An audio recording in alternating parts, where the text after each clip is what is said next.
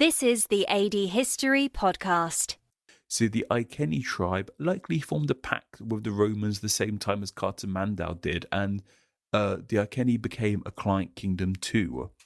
Her husband became quite close with the Romans in all of this, and he made a pact that when he dies, his land and wealth will be split between the Roman Empire and his two daughters. So he actually ended up on pretty good terms with the Romans. He felt he was happy enough to give Rome his empire, at least half of it.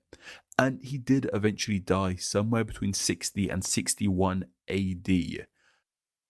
And this pact he had with the Romans and his daughters, of course the Romans betrayed that. Of course they were going to do. And they took over all of his land for themselves. Boudicca and her daughters protested this, but they were taken by the Romans. And there's mixed evidence as to what they did to them. And this justifies why this is an obliterated podcast, this whole section does. I read they were just beaten, just raped, or beaten and raped. And one source said that Boudicca was beaten while she watched her daughters get raped. So the Romans weren't nice to these people. So yeah, it's understandable why Boudicca did what she did, which we're just getting onto. And other members of Boudicca's people suffered at the hands of the Romans too. And this, of course, built up a burning hatred for the Romans. As I mentioned about Cartamandal, the Celts, it seems, despite Cartamandal, they weren't the biggest fan of the Romans. They wanted them gone. These people just come over to their country and demanded they live like this now. And when you betray that, when you say, no, I don't want to, you get raped and beaten up, unfortunately. So it's understandable why this anger started to build up in these people. And she rallied other angry members of her tribe and even other tribes. So I imagine before the Romans, these tribes probably didn't get along that well. But the Romans were just this unifying factor. Nothing brings people together better than hating the same thing. That really helps bring people together. And the Romans were that thing. And so to begin their rebellion, they set sight on Britain's Roman capital of Colchester. As we mentioned last time, they set up the city of Colchester. It does still stand to this day, Colchester. They called it Camul Ondunum, I believe. I don't know if I'm pronouncing that right. That's what they called it. There's still some Roman stuff in Colchester, even some stuff from Boudicca's time, but not much because of what she did. And to call what Boudicca and her people did to Colchester an attack isn't even fair. The Romans were completely underprepared for this. They didn't know what was happening. It wouldn't be fair to call this. It wouldn't be fair to call this a battle or to call this an attack. This was a massacre. Boudicca and her army killed everyone on sight. Not only did they kill everyone, they defiled Roman cemeteries, destroyed Roman sites and statues. And as I mentioned, I read that in museums in modern day Colchester, they have remains of like broken statues that were broken by Boudicca and her people. And that's incredible. About 2,000 or so years later, we can still go see that. Colchester's definitely on my list now. If you're listening from Colchester, let me know, leave a comment or something. I'd love to hear about what Roman remains are in the country. But anyway, it was disgusting, fundamentally, what Boudicca and her people did to the people in Colchester. Absolutely awful. No good. And following this victory in Colchester, Boudicca sacked and killed the settlements of Londinium and Verlagmium, which are modern-day London and St. Albans. And something I forgot to mention, I read one place that Boudicca took Roman women, had their breasts chopped off, and forced them down their throats. That's the kind of stuff she was doing. That I said, it's harrowing. And we're going to talk about this. I've got some questions for me and you to ponder about Boudicca. And a lot of this sort of comes into it.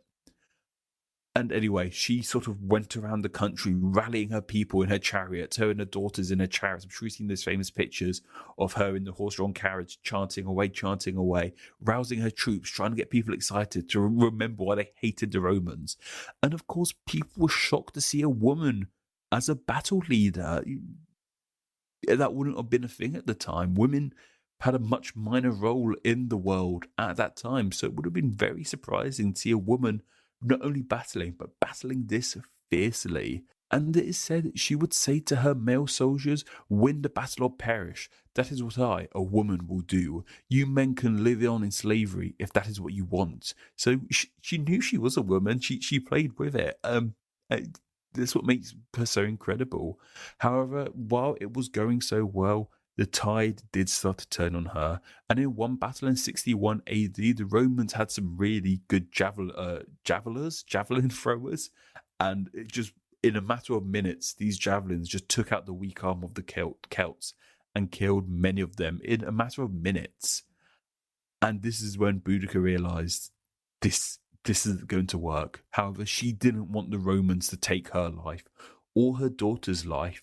So the legend goes she fled battle, drank some poison with her daughters, and killed themselves just so their death wouldn't be at the hand of the Romans. So I guess that's some victory in some way, that the Romans never killed Boudica, the woman who did so much damage to them.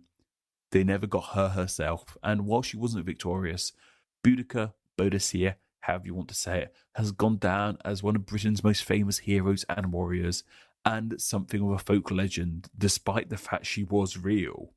Well, my first reaction to all of this, especially in the scenes you've described, is that it's amazing that even after thousands of years, the face of war has yet to change. It's still all of anger.